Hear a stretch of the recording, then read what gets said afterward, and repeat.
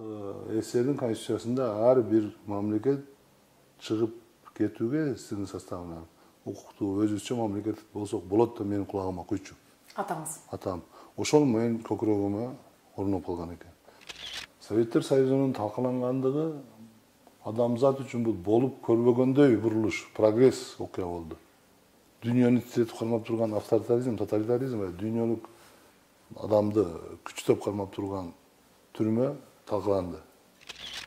Махатма Ганди ушул киши ошол учурда дүйнөнү ээлеп турган, дүйнөнүн 3/4 ээлеп кылып турган Англия империясын ошол киши талкалады десек болот. Индияны адамзатты мындай эркиндик алып чыкты да. Мен максималдуу түрдө аралашып турганга аракет кылдым, себеби балдарыма да айтам. Эгер саясатка кызыкпасаңар, менин атам экен деп эле бир өзүңөрдү кыйнап саясатка аралаша бербегиле. Публикалык саясатка мен үй бүлөмдү көп аралаштырган жокмун. Биз канчалык оор экенине карабай, мамлекеттин бүтүндүгүн сактап калдык. Анан эң бир чоң нерсени айтып коюшубуз керек. Кыргыз тарыхында кыргыздар жерди бере бере атат дейт. Кетип. Колдон чыгайын деп калган эмедеги Кызыл Токой суу сактагычы Алабукада 47 гектар жер. Ошону Кыргызстанга толугу менен кайтардык. Ошол менин учурумда болду. Ошон үчүн биз саясатчылар, позиция деп кээ бир учурда мамлекеттин бүтүндүгүнө келгенде биз баарыбыз бир болушубуз керек. Оппозиция душман деп атат, оппозиция бийлик бири-бирине душман болбош керек. Ал атаандашпыз, альтернативабыз. Бирибиздин кемчилигибизди экинчи жүз айтып турабыз. Оор учурда мамлекет эң бир мамлекеттин бүтүндүгү, мамлекет көз каранды эместиги деген принциптерде биз бирге болушубуз керек. Топ пайда болду, өзүнчө катмар. Өзүнчө элита. Олигархтар. Булар ар кандай пара берүү, мамиле, кошоматчылык, бийликтин бала чакасын, аялын, шопурун, жакын адамдарын сатып алуу жолу менен Кыргызстандагы байлыкты ээлеп алышты. Булар шайлоолорду таасир кыла баштады. Бийликти колдошту. Ошолордун заложниги болуп калды, Акаев баш болуп. Бирок эл көтөрүлүп бул бийликти кетиргенден кийинки эле бийликти ушулар сатып алды. Акиевти. Ал кеткенден кийин андан кийинки Атамбаев сатып алды. 90-жылдардагы аталары, азыр чоң аталары, балдары, неберелери ишке жарап калды ошол олигархаттан. Арменияда Пашиняндын артыкчылыгы, Пашинян келгенден кийин силер баарыңар кеткилечи деди. Бандиттердин, кылмышкерлердин телөөсүнө жаңы келген бийлик муктаж болбош керек. Революция кылган элдин күчүнө таянып, реформаларга барыш керек. Садыр Жапаровдун өзүнүн түйүнө жетчү конституция деп жарыя кылган. Себеби мындай конституция менен мамлекетти башкарыш мүмкүн эмес. Баарын бир киши жасай албайт. Эми базардын 80% ушул 1 метр квадрат метр жерде отурат. Же бир контейнер болсо арендада отурат. 99% эптеп кредит, товарды дагы бирөөнүн товарын алып сатып берет, бирөө сатып албайт. Кредиттерди, налогдорду төлөп атат башка. Ушуларга барып жабыша калып ушулардан салык чогултам деген мен оюмча бул акыл эстүү налогчунун, саясатчынын иши эмес да, салыкчынын. Президентке 2 миллиард 800 миллион деген бул эбегейсиз чоң акча. Дүйнөдө мындай практика жок. Бул деген бийликтил эмес президентке, бюджеттин акчасын да берип койгондук да. Баягы кыргызда кутуруп кетти деп коет да, Кудай тааныбай калган киши кутуруп кетти. Ал айтпайбы, мен закон эмес, булар мен Кудай дегенге жеткен Атамбаев ушундачы. Каалаган мен жасайм деп. Бүгүнкү бийлик мен Кудаймын дегенге жете элек, мен закон менмин дегенге жетти булар. Исмаил Сакыштар айтып атат. Эң кыргыз мамлекетине чоң душмандык кылган мамлекет ушул акыбалга бүгүнкү күндөгү баягы айтып атпайбыз күнөөлөп аткан бул Аскар Акаев. Биринчи адилетсиз приватизация. Экинчиси кумтөр маселеси. Бул коррупциянын символу да, мындай айтканда. Ушунун бүт атасы ана башы бул Акаев. Андан кийинки Бакиев. Пайда алып келген инсан. Экөөнү жоопкерчиликке тартпай туруп, коррупция менен күрөштүм деп айтканга бийликтин моралдык укугу болбойт. Аябай мен оптимистмин да. Ойлойм, Кыргызстандын келечеги аябай чоң.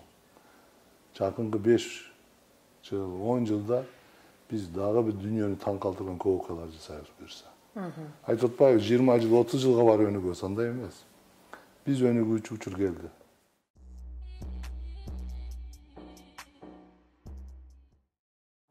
Бүгүн бизде конокто белгилүү саясатчы Бектур Асанов. Куш келипсиз. Саламатсыз. Бектур мырза, алгачкы суроо. Сизди коомчулукта саясатчы катары таанышат. Эми негизинен өзүңүз тууралуу, бала чагыңыз тууралуу кичине өзүңүздү ачып айтып берсеңиз. Мен баягы союз кезинде баягы окшош эле болгон да жашоо. Ошол көпчүлүк карапайым кыргыздын үйүндө туулгам, айыл жеринде. Ата-энем мугалимдер болгон, атамын бир тууган иниси, улуу эжем мугалимдердин династиясында туулуп өскөм. Мен өзүм да мугалиммин. Университеттин, Улуттук университеттин кыргыз тили жана адабият факультетин бүткөм, бирок мен тилекке каршы мугалим болуп бир күндө иштебей калдым да. Буга да ар кандай себептер бар.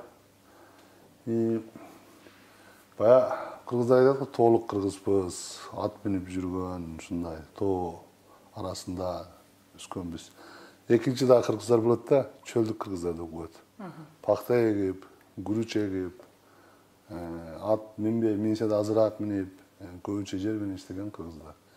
Мен ошол баягы чөлдүк кыргыздарданмын. Пакта эгип, шалы эгип, чоңоюп, ошол бала кезден жер иштетип, айыл жеринде өсүп чыкканбыз. Канча жашыңызда пакта эктиңиз эле? Эми союз кезинде мен эсимде бар, анча-мынча биз 2 класстан баштап пакта терүүгө, баягы жардам берүү иретинде, тарбия иретинде 1-2 саат алып барып пакта тердирип, анан 4-5 класста кадыресе жок дегенде түшкө чейин окусак, түштөн кийин окусак, түшкө чейин пакта тердирчү. 6 класстан баштап окууну токтотуп коюп, 3 айлап пакта тердирчү да. Анан жазында пакта чаптырчу. Каткалаң чабык деп коет, жагана деп коет, чиканка деп коет пактанынчы, аларды жасатчу. Анан июнь айларынын аягында тоо жак алып барып, чогор орго катышчубуз да. Ошентип, советтер тоюд учурунда окуубуздун бир жылда 9-10 ай окусак, анан бир 5-6 ай ушул мектепти жаап коюп, баягы социалисттик эмгек менен тарбиялоо, баягы дегендей саясат менен социализмди курууга, мамлекетти жөндөтүрүүгө ушул жаш кезинде салым кошуу керек, социализмди түзүлүш керек дегенде баягы саясатта болуш керек ал убакта коммунисттик партиянын. Комсомолго өтүп 14 жаштан. Ошентип чоңойдук. Менин оюмча бул баягы кээ бир советтик биз менен мектеп бүттүк, армияга барып келдик. Мен 21 жашымда Советтер Союзу, 22 жашымда Советтер Союзу кыйрады да. Ошого чейин киши негизинен калыптанып калат. Көбүнчө биз ошол советтик огороддо чоңойгон, советтик психология менен калыптанган, муундун өкүлүмүн деп ойлойм, комсомол болдук. Бирок ошол эле убакта жаңы 90-жылдардагы жаңы жер аргы, демократия, көз каранды эместик, студенттик кездесүүгө туш келди. Ошону тезирээк кабыл алганга, баягы коомдогу процесстер менен кошо жүрүүгө, прогресс, баягы мамлекеттик көз каранды эместиги деген баягы биздин көкүрөгүбүздө идеологиялар алмашты да. Ошол нерсе бул биздин калыптануубузда эң бир чоң факторлор болуп калды да. Бул абдан кызыктуу нерселерди айтып кеттиңиз, бирок буга бир аздан кийин токтололу, Сиз пакта тердим, шалы эктим деп айтып атасыз. Бул негизи бүгүн коомдо бир аз кайчылаш пикирлер бар. Балдардын ушундай бир иштетүүгө, эмгектенүүсүнө бир башкача ойлор бар да. Сиздин жеке оюңузда балдарды жаш кезинен ушундай бир коомдук иштерге аралашуусу туурабы, туура эмеспи? Менин оюмча бул туура эле нерсе, бирок ашыкча эмне деп коет кыргызда, кабыргасы катты элек баланы ашыкча кыйнаган болбойт. Биздин муунда баягы жалтак болуп калган, кара жумуштан коркуп, андан качкандар аябай көп да. Себеби ошонун көбү менин оюмча ашыкча эксплуатациялап коюу жаш кезде, ошонун таасири деп ойлойм да. үйрөтүш керек, көрсөтүш керек, бирок баягы чеги менен болуш керек баары. Советтер Союзу түшүнүк башка эле да. Азыр талаш болуп атпайбы, Союз кезинде жакшы болчу, анан бүгүнкү күнгө чейин советтик идеяларды мактагандар бар. Ооба, биз үчүн, кыргыздар үчүн бул эбегейсиз чоң прогресс болду да. Феодалдык болгондо дагы баягы баштапкы феодалдык коомдогу элге мамлекет түзүп берип, текши сабатсыздыкка жеткизип, шаар куруп, үй куруп, баягы боз үйдө туулуп өсүп жашаган кыргыздар жер үй салып, отурукташтырып, эбегейсиз кыргыздар үчүн бул чоң прогресс деп айтсак болот да. Бирок ошондой эле экинчи жагын да карашыбыз керек да. Тоталитаризм. Баягы биз мектепте окуп жүргөндө Рейган, Американын президенти, Советтер Союзу бул элдердин түрмөсү деп айткан да. Буну да кандайдыр бир деңгээлде биз кийин баягы көз каранды эместикке жетишип, демократия эмне экенин түшүнүп, дүйнө кыдыргандан кийин Советтер Союзу 300 миллион калкы бар, чындыгын айтканда чоң эле бир түрмө болгон экен деп да айтсак болот да. Эми баягы биз бардык нерсенин плюс минусун карай жүрүшүбүз керек. Ошондуктан кээ бирөөлөр баягы афоризм бар го, Советтер Союзун курам дегендин мээси жок деп. Бирок анын эңсебегендин жүрөгү жок депчи, баягы жакшылыктарын. Ошол сыяктуу менин оюмча мамиле болуш керек. Ошондой калыпта чоңоюп, баягы коом формация өзгөргөнү бул биз эле биздин муун үчүн эмес, вообще жалпы эл үчүн аябай чоң бир стресс, өтө кыйын болот экен да. 30 жыл өттү, дагы эле менин оюмча процесс толук бүтө элек да. Баягы Библияда деп айтып калбайбыз да, Моисей кулчулуктан чыккандан кийин элин 40 жыл чөлдө ээрчитип жүргөн. Баягы кулчулук психологиядан кетиш үчүн депчи. Менин оюмча бир муун, 2 муун өтмөйүнчө баягы толук кандуу баягы жаңы формацияга, жаңы түшүнүктөргө толук өтүш кыйын экен. Биз мына Советтер Союзунун кесепетин ошол убактагы түшүнүктөн бүгүн да ала албай атабыз. Баягы биз айтып атпайбы бизде сынчылар 30 жылда эмнеге жеттик? Ооба, ошол эң чоң регресс бул. Ошол психологиядан арыла албай аткандыгыбыз. Себеби жаңы адам, жаңыча көз караш бүгүнкү күндө дагы өзгөрүп бар. Мисалы биз кыргыздар алдыга кеттик да. Өзбекстан менен Казакстан, Түркмөнстандын калкы таптакыр башкача. Союз кезинде биз армияда жүргөндө бир эл болчубуз, психологиябыз, көз карашыбыз, баалуулуктарыбыз окшош эле да. Азыр ушул Өзбекстан менен Казакстандын эли менен биздин элдин көз карашы дүйнөгө болгон баягы человеческий развитие деп коет, адамдын өнүгүүсү, адамдын өзүнүн баалоосу, адамдагы баалуулуктар таптакыр башка да. Мен көп сүйлөшөм да. Жөнөкөй элдин ичинде эле эмес, бул саясатчылардын ичинде дагы. Чоң кызматтагы ошол мамлекеттин баягы мыкчыгерлери дегендердин ичинде дагы аябай мындай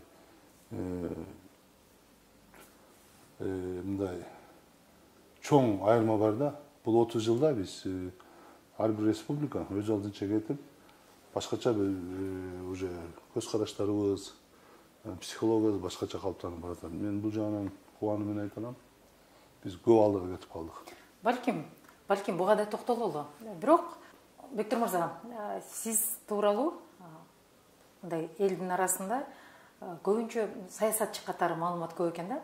Анан сиздин саясий позицияңыз тууралуу. Анан бирок сиз кандай уулсуз, кандай жеңеме мисалы үчүн турмуш жолдош болдуңуз, кандай ата болдуңуз, ушуга да бир токтолуп кетсеңиз.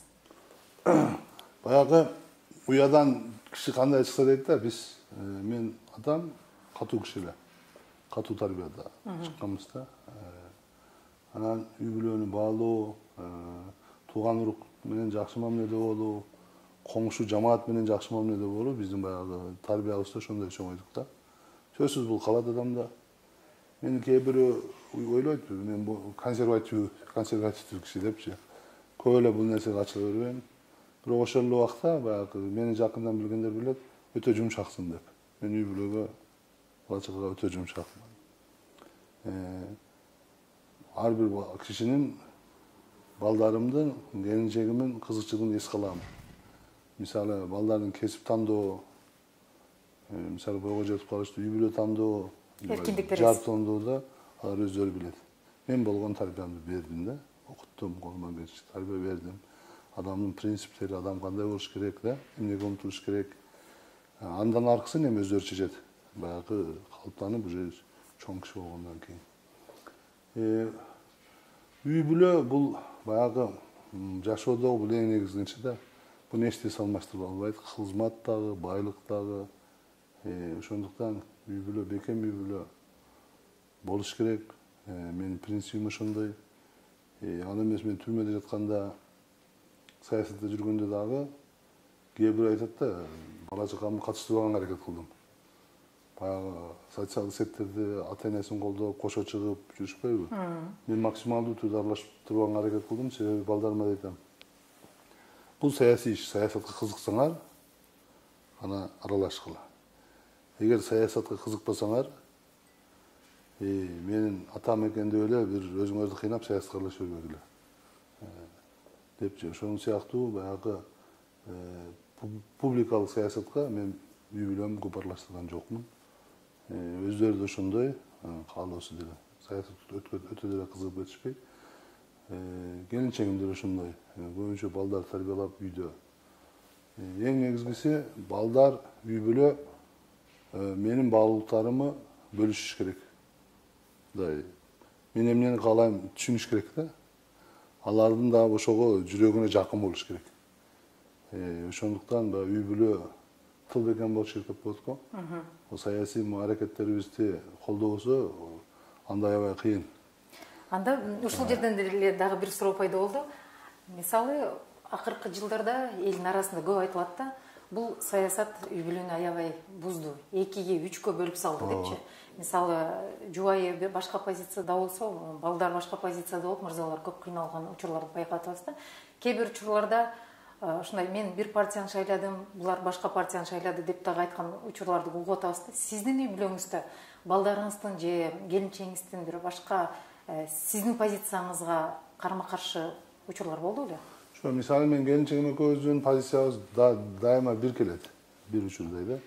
Бирок балдарымын кээ бир учурда көз караштары башкачараак болот, бирок мен аларды сыйлайм, аларга макул болот. Мисалы, былтыркы президенттик шайлоодо мен келинчегим экөөбүз башка кишини колдодук, менин балдарым башка кишини колдошту. Мисалы, азыр бүгүн айтып эле койсок болот, прогрессивдүү бүгүнкү күндө заманбап кандидат деп Төлөбаевди колдошту. Шаардык шайлоодо реформа партиясын колдошту. Мен бир кызым, 2 уулум шайлоо укугуна жаштары жетип калышкан да алар. Мен буларды туура көрдүм, ыраазы болдум бир чети. Прогрессивдүү, идеялдагы прогрессивдүү өтөт өтпөйт дебей, прогрессти колдогондо мен ыраазы болдум да. Үйдө мындай дискуссия болуп, балдар аргументтерин айтып, дискуссия болот, аргументтерин айтат. Мен деле сөзсүз. Мисалы, мен президенттик шайлоодо Алдахан Кимсанбаевди колдодум. Менин аргументим ошол болду. Бүгүнкү күндө ошол кишини колдош керек. Бийликке реалдуу альтернатива боло алат. Мен ошол аргументти келтирдим. А балдар болсо, коом өзгөрүп жатат, дүйнө өзгөрүп жатат.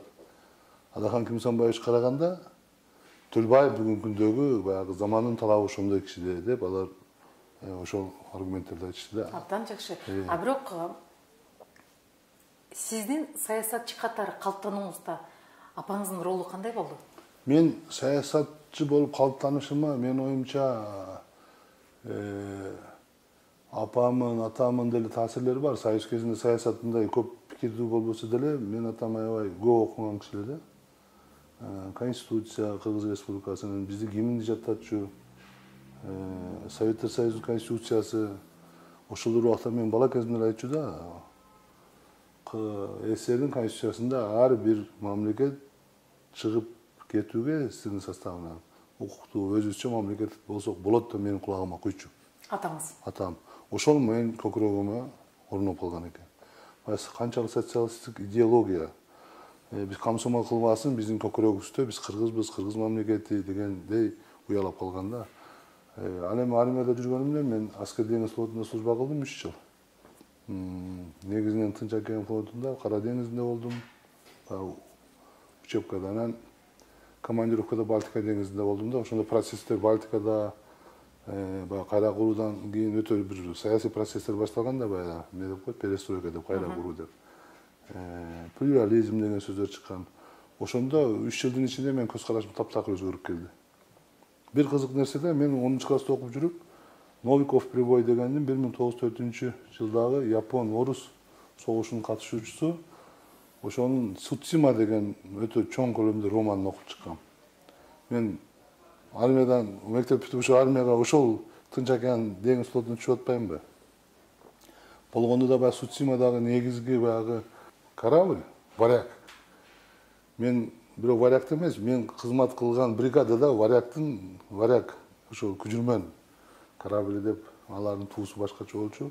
Ошол биздин катарыбызда турчу да, мен атактуу Минск деген авианосный крейсер. Союздун сыймыгы болгон. Ошондо кызмат кылдым. Ошондо көрүп отуруп, мен ошол 100 жыл мурунку Япон-Орус согушунда орустар жеңилип калат. Ошолдогу аскер деңиз флотундагы жашоо менен ошо 87-90-жылдардагы жашоо окшош экенин андым.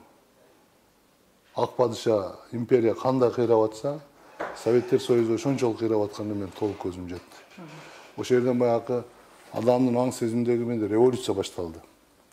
Ар кандай баракчылар, биз баягы увольнениеге чыкканда, жээкке чыкканда матростор алып келчү, ар кандай кыймылдар, биринчи партиялар эмес, кыймылдар, көз караштар айтыла баштаган, мындай цензуралар алынып, китептер чыга баштаган. Ошондой китептерди талашып окуп калдык. Анан Тынч океандан командировкада жарым жылча 89-жылы Балтика флотунда, Литвада, Лиопая деген портто, ал жерде кызмат кылдым. Ал жерде Владивостокко караганда дагы көбүрөөк материалдар менен тааныша баштадык. Ошентип баягы көз караш өзгөрдү да. Мен оюмда, мен армиядан кийин эгер Советтер Союзу мындай кулап, демократия, эчтеке өзгөрбөгөндө, кайра союз, мен ошол Москва, ошол Санкт-Петербург жактардан окусам деген оюм бар эле. Бирок баягы процесстерден улам чечимге келдим, Бишкекте гана окуш керек. Кыргызстан өзүнчө мамлекет болуш керек. Биз ушул жерде кайнап, ушул жерде бышып, өзүбүздүн мамлекетибизди куруш керек деген эме менен, көз караш менен мен 90-жылы армияны бүтүрүп Бишкекке келдим. Бишкекке келип ошо окуп калдык. Ошол убакта биз кабар алып турчубуз Бишкекте. Мен Ленинчил жаш деген, Советтик Кыргызстан деген гезиттерге жазылып коюп окуп алчумун почта аркылуу. Кайсы жылдары? Ошо 87-90 жылдары мен ошо Ленинчил жаш менен Советтик Кыргызстан эки гезит алчумун.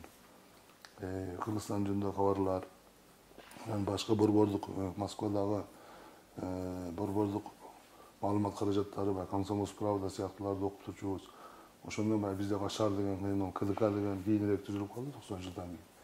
Алгачкы кыймылдар жөнүндө биздин кабарыбыз бар эле. Ошон үчүн мына 90-жылдары келип окууга кирерибиз менен биз студенттик кыймыл, жаштар кыймылы деп мындай процесске ошол активдүү аралашып кеттик да. 87-жыл бул Советтер Союзу бар болчу ал убакта. Сиз идеяларыңыз өзгөрүлө баштагандыгын, позицияңыз өзгөрүлө баштагандыгын эске алганда, ал убактагы идеология менен сиз мындай коркуу сезим болбодубу? Сиз түшүнүп аттыңыз да, башка багытта оюңуз жүгүрүп баштаган. Ой өзгөрдү, бирок мындай да баягы жаштык дем, анан баягы Горбачевдун ушундай толеранттуулук, ал эмес, жаза дегенди көптөр түшүнбөй калды да, мындай аябай процесс тездеп кетти да. Ошондуктан коркуу сезим андай деле болгон жок мисалы. Анан үстүнө бизде биринчи Кыргызстан көз каранды эмес болгонго чейин Акаев шайланып калды. Бул киши демократияларды биринчи идеал кылып алып чыкты. Бул бизге жаштарга өзгөчө аябай дем берди. Ошол темп менен кеттик да, баягы демократия сөзсүз болуш керек. Адам укугу бул деген эң бир башкы мамлекет куруудагы негизги принциптердин бири. Сөз эркиндиги, саясаттагы акыл эстөө тандаштык, экономикадагы акыл эстөө тандаштык деген сөзсүз болуш керек деген бул баягы демократиянын негизги принциптери бизде ошондо эле калыптанып калды да. Ошондон кийин биздин аракетибиз дал ушул багытта бүгүнкү күнгө чейин ошондо келет. Кантип саясатка аралашып калдыңыз? Саясатка мен 1990-жылы жаштар комсомол жоюлуп, студенттердин комсомолдордо Студенттер союзу деген түзүлдү. Бул бийлик менен мамиле кылган, өтө мындай кылдаат саясат жүргүзгөн топ болду. Ага каршы биз демократиялык жаштар кошуну дегенди түзүп, биз КДКга мүчө болуп кирдик. КДКнын жаштар канаты болуп калдык. Ошондон баштап саясатка активдүү аралаштык. Мен 95-жылы биринчи жолу шайлоодо банда эл өкүлдөрү анан мыйзам чыгарууду эл өкүлдөрү палатасына ошол өзүмдүн тууган жеримен 4-курс студенти депутатка койдум. Өткөн жокмун, бирок 9 кишиден бир 5-орунду экен, 7-8 кишиден 4-5 орунду алдым.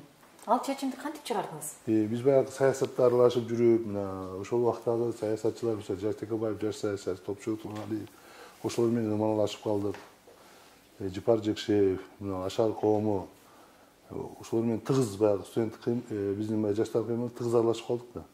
Саясат көзүбүз ачылып калды. Анан шайлоо болгондо биз сунушка макул болдук. Силер дагы жаштар 25 жаштан койчун да. Менин жашым 25ке чыккан. 26га караган жылы менен барып коюп депутаттыкка. Ошондо мен өтсө болот экен деп ынанып калдым. Анан 2000-жылы кайра койдум. 30дан өтүп 31ге караган жашымда. Анда мына Кудай колдоп, жол ачылып, ошо биринчи жолу депутат болуп келдим. Мен депутат болгондо 10 жылдык тажрыйбам бар саясатта. Калыптанып, көз карашым калыптанып калган саясатчы катары келдим, жашакениме карабай. Кудай буйрса ошол саясатта бүгүнкү күндө ошол позициямды дагы эле бекем турам. Анда ооба, сиз депутат болгонуңузда Эгемен Кыргызстан партиясынын түптөп депутат болдуңузбу же?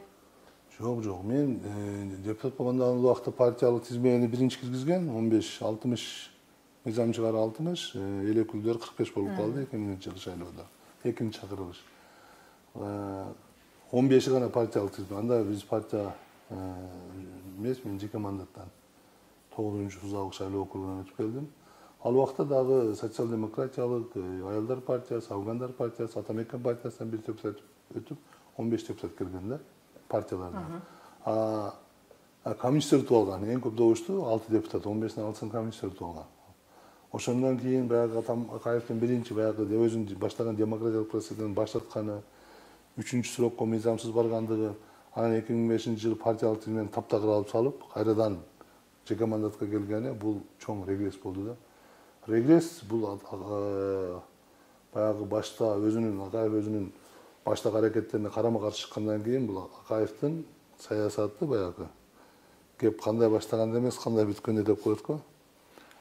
Саясатынын акыркы жылдары ушунчалык бир трагедиялуу болуп калды да Акаев үчүн дагы. Мен ойлойм, Акаев үчүн эмес, бул биздин мамлекет үчүн дагы аябай оор зыян тийди. Эгер Акаев 2000-жылы 2 срогу бүткөндөн кийин 3-чү срокко барбай, таза шайлоо өткөзүп берип коюп кеткенде, мен оюмча Кыргызстанда 1-чи революция дагы, 2-чи революция, 3-чү революция дагы болмок эмес. Кыргызстан баягы стабилдүү эволюциялык өнүгүү жолу менен кете бермек да. Демек, ошол убактагы саясий процесстер сиз саналаштардын башын бириктирип, ушундай бир партия түзүп, саясий күч катары барууга чечим чыгаргансыз. Жок, ал эмес. Мен биз партияны 10-жыл түздүк. 10 жылдан кийин Бакиев кетип убактылуу өтүп келген учурда биздин муундагыларды түйшөлткөн нерсе мамлекеттин көз каранды эместиги. Себеби биз канчалык де юре көз каранды эмес мамлекет болгонубуз менен биз баягы вассалдык, колониялык аң сезимдерден чыга албай, улуу державалардын айдагынан чыга албай жүрөбүз да бүгүнкү күнгө чейин. Ошол бизди баягы эң бир түйшөлткөн маселе, биз пикирлестер биригип, эң негизги маселе биздин саясатыбызда бул көз каранды эместик болуш керек деген мааниде Эгемен Кыргызстан деп 10-жылы биз партия түзүп, 10-жылы мен катышпадым. Партия шайлоого катышты, 29 партиянын ичинен 10-жылы 13-орунду алдык. Жыйынтык жаман болгон жок. Бирок андан кийин шайлоолорду билесиз. 10-жылда баягы салыштырмалуу, бүгүндө айтып атпайбы, 30 жыл ичинде эң таза шайлоо 10-жыл болгон деп. Оппозиция утуп келген бийликтин партиялары эмес. Сиздин жеке оюңуз кандай? Туура. 10 жылдан кийинки ага жакындаган шайлоо болгон жок да. Ошондон кийин кайра баягы принциптер бузулуп, шайлоону акча чечип, администрация ресурс чечип калгандан кийин кайрадан бул жеке партия менен баруу, бир топ барып бийлик тутуп алуу өтө кыйынга туруп калды да. Ошондуктан азыркы күндө кеңири масштабтагы көптөгөн партиялар эмес, көз караштагы кишилер, топтор биригип бир кеңири масштабтагы бир саясий уюмдарга айланыш бүгүнкү күндө турмуш зарылдыгы болуп калды. Сиздин саясатчы болуп калыптанган жолуңузда ким сиз үчүн үлгүлүү болду? Өзү баягы менде бир эме бар Балким да. кумириңиз болгондур. Орустарда сөз бар го, не создавай себе кумира деген. Менде көз караш ошондой да. Бир кимдир бирөө кумир болбош керек да, идеалдуу адам болбойт. Идеалдуу лидер да болбойт. Бирок ошондой болсо дагы мен өзүмүн жашоомдо принцип туу туткан личностьтор болот тарыхта. Мен эки кишиге аябай баа берем да. Адамзат тарыхындагы эң чоң өзгөрүүлөрдү ошол жасаган. Баягы Наполеон дейбиз, башка дейбиз, Петр Биринчи алар эмес. Бул Махатма Ганди. Бул бир киши да болгону. Колунда бир таягы жабынган эмне деп коет эле, баягы бөз деп коебуз да, бөз. Бир ачкысы бар, колунда ручкасы бар. Ушул киши ошол учурда дүйнөнү ээлеп турган, дүйнөнүн 3/1 ээлик кылып турган, эң улуу, дүйнөнү 400 жылдан ашык бекем башкарып турган Англия империясын ошол киши талкалады десек болот. Индияны көз каранды адамзатты мындай эркиндик алып чыкты да. Баягы болгондо дагы бул зордук, зомбулуксуз, баягы пассивдүү аракеттер менен деген бир ушундай бир жаңы бир агымды пайда кылып, жаңы бир кыймылды пайда кылып, ушундай бир дүйнөдө адамзат тарыхында бул ушундай бурулуш окуя жасады. Экинчи киши бул биздин замандаш. Биз ал кишини 80-жылдары көп саясат түшүнбөсөк деле, 84-85-жылдары уже мектептин аркыркы жылдары мен түшүнүп калдым. Лех Валенса. Польшанын президенти 90-жылдарда. 80-жылдарда бул катуу баягы солидарность, тилектештик деген жумушчулардын баягы профсоюзунан баштап аракеттенип, өзү болгону электр сейртүүчүсү. Жогорку билими жок. Жумушчу, өтө динчил, католик. 9 баласы бар экен. Эми бул Европа өлкөсүнүн 9 бала деген бул нонсенс деп турат. Өзү болгону жатаканада жашаган, эч бир дүйнөсү жок. Улуу коммунисттик империя. Коммунисттик империя деле бул коммунисттик лагерь деле социалист лагерь деп койчубузго дүйнөнүн 3/1 көбүрөөгүн ээлеп турган. Ал да күч колдонбой 10 жылдан ашуун күрөшүп отуруп, ушул социалисттик лагерди талкалады. Бул деген дүйнөгө бир болуп көрбөгөндөй прогресс алып келди да. Менин туу тутуп идеал көргөн ушул адамзатта ушул эки киши да. Эми көп айтат да, Советтер Союзу талкаланып калды, бул трагедия дейт саясатчылардын көбү. Бул дүйнөлүк масштабтагы трагедия деп айтат. Мен ошол саясатчылардан башкачараакмын да. Советтер Союзунун талкалангандыгы адамзат үчүн бул болуп көрбөгөндөй бурулуш, прогресс окуя болду. Дүйнөнү титретип кармап турган авторитаризм, тоталитаризм, дүйнөлүк түрмө, элдердин түрмөсү 300 миллион адамды күчтөп кармап турган түрмө талкаланды. Көптөгөн элдер 15 республика өз алдынча мамлекет курду. Адамдар эркиндикке чыкты. Адам экенин билишти да. Эң эркин чыгууга чыкса, эң эркин оюн айта алса боло турган, өзүнүн мамлекетин курса боло тургандыгын элдер ушуга жетишти.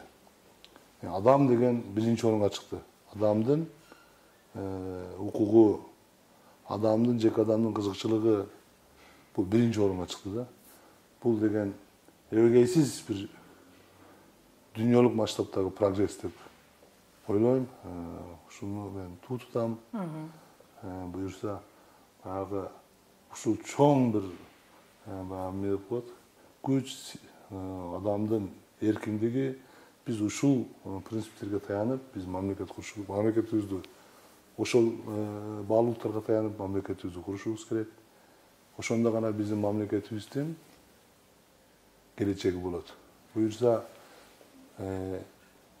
аябай мен оптимистмин да. Ойлойм, Кыргызстандын келечеги аябай чоң. Жакынкы 5 жыл, 10 жылда Biz dagы bir dünyanı taң калтырган көп окуялар жасайбыз буюрса. Айтып атпайбы 20 жыл, 30 жылга бар өнүгүү, андай эмес. Биз өнүгүүчү учур келди. Андай дей турган болсок, эгемендүү Кыргызстан түрдүү башкаруу формасын көрдүк, башыбыздан өткөрүп. Президенттик форма, аралаш форма. Сиздин жеке пикириңизде биздин мүнөзүбүзгө, табиятыбызга кайсы башкаруу формасы ыңгайлуу? Эми мындайда дүйнөдө идеалдуулукка жакын деп парламентарийлер айтышат да. Себеби дүйнөдө азыр 60 өнүккөн өлкө болсо 59, анын 56 парламентте экен. Өнүккөн өлкөлөрдүн ичинен 3 гана президенттик: Америка, Түштүк Корея, Франция. Калганы баары парламенттик өлкөлөр. Бирок бул деле менин оюмча негизги фактор эмес да. Негизги фактор мыйзам иштеген, баягы мамлекеттик түзүлүштөгү бийликтин үч бутагы баланс, жакшы кармалган структураны түзүшүбүз керек да. Бийликтин мыйзамдын диктатурасын орнотушубуз керек. Ошондо мыйзам чыгаруу, аткаруу бийлиги, көз каранды эмес сот бийлиги, баягы ошолордун чындыгында биз ошого жетише алсак, көз каранды эмес деген. Ошондо менин оюмча бул негизги максатыбыз ошол болуш керек да. Ошондо демократия бул артка кайткыс процесс болот эле да. Бирок бүгүнкү күндө демократияга, прогресске, артка кайтууга коркунуч бар. Коркунуч реалдуу деп айтып атабыз. Ошондуктан саясат бирок 5 жыл, 10 жыл, 15 жыл мурунка караганда элдин көз карашы башка. Буюрса, менин оюмча прогресс эч ким токтото албайт. Бектур мырза, сиздин элчи болгон кезиңизге токтолсок, кандайча элчи болуп калдыңыз? Анан элчи болгонуңузда кандай ишмердүүлүк аткардыңыз? Эми элчи болуп мен 1 жыл иштедим, 2009-2013 жыл апрель окуясына чейин. Мен баягы коет 3 уктасам түшүмө кирбейт деп коет го, ошондой нерселер дагы турмушта болот экен. Бул саясий себептерден улам ошол убакта элчи болуп кетүүгө мажбур болгон учурларыбыз болгон.